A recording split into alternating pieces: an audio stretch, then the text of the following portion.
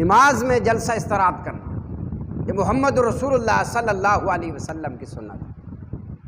نماز میں جلسہ استراحت کرنا، جلسہ استراحت پہلی رکعت پڑھ کر 2 سجدوں کے بعد جب بندہ دوسری رکعت کے لیے کھڑا ہوتا ہے تو پہلے بیٹھنا ہے زمین پر، پھر کھڑے ہونا ہے۔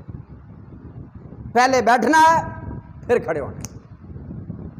اور اسی طرح چوتھی رکعت، جب چوتھی رکعت کے لیے کھڑا ہونا ہے، 2 سجدے کیے ہیں، 2 سجدوں کے بعد بیٹھ جانا ہے زمین پر، پھر کھڑا ہونا ہے۔ یہ محمد رسول اللہ صلی اللہ علیہ وسلم کی سنت بھی ہے اور اسے جلسہ استراحت کہا جاتا ہے۔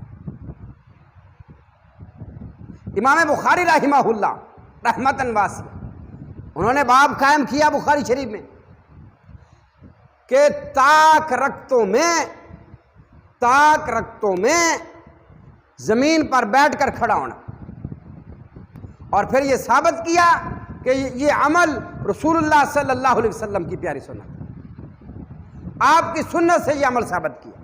حضرت سیدنا مالک بن حویرث رضی اللہ تعالیٰ عنہ وہ کہتے ہیں انہو عن نبی صلی اللہ علیہ وسلم، وہ کہتے ہیں کہ میں نے حضرت رسول اللہ صلی اللہ علیہ وسلم کو دیکھا۔ آپ صلی اللہ تعالی علیہ وآلہ وسلم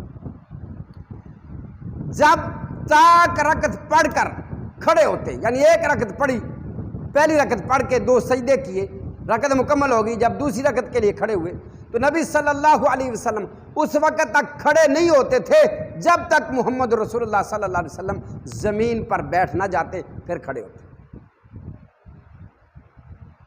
یہ محمد رسول اللہ صلی اللہ علیہ وسلم کی سنت ہے۔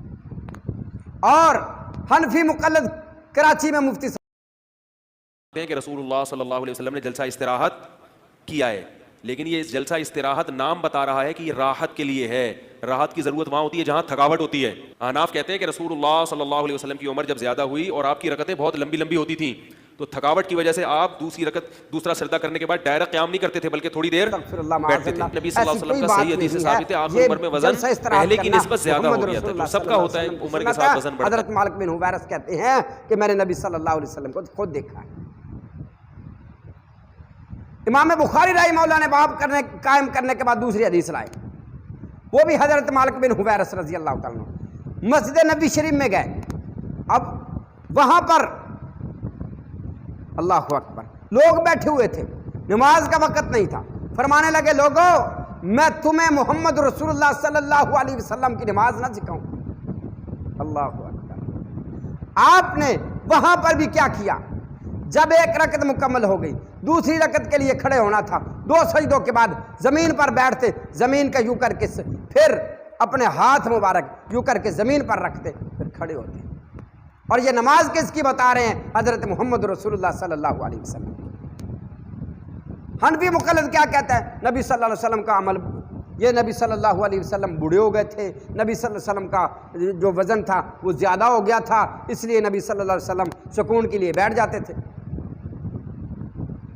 صحابی رسول رضی اللہ تعالیٰ عنہ کہہ رہا ہے کہ میں نے نبی صلی اللہ علیہ وسلم کو دیکھا اور پھر اسی طرح کر کے دکھایا، لوگوں کو نبی کی نماز سکھائی۔ اور پھر حضرت مالک بن حویرث رضی اللہ تعالیٰ عنہ، پیارے بھائیوں، یہ حنفی مقلد کا یہ فتویٰ ہے۔ حضرت مالک بن حویرث رضی اللہ تعالیٰ عنہ لوگوں کو نماز یہ سکھا رہے ہیں، اس لیے ہم کہتے ہیں کہ نماز وہ پڑھو جو محمد رسول اللہ صلی اللہ علیہ وسلم کی ہے۔ نبی صلی اللہ علیہ وسلم نے کیا فرمایا؟ بالخصوص نماز کے متعلق نبی صلی اللہ علیہ وسلم نے فرمایا، آپ فرماتے ہیں لوگو صلو کما رأیتمونی صلو کما رأیتمونی اصلی، لوگو نماز اس طرح پڑھو جس طرح تم لوگوں نے مجھے محمد رسول اللہ صلی اللہ علیہ وسلم کو پڑھتے دیکھا ہے۔ تو نبی کی نماز کیا ہے؟ نبی صلی اللہ علیہ وسلم کی نماز جو ہے وہ جلسہ استراحت والی۔ صحابی کی نماز کون سی ہے؟ جو اس نے نبی والی نماز سکھائی ہے، اس میں جلسہ استراحت موجود ہے۔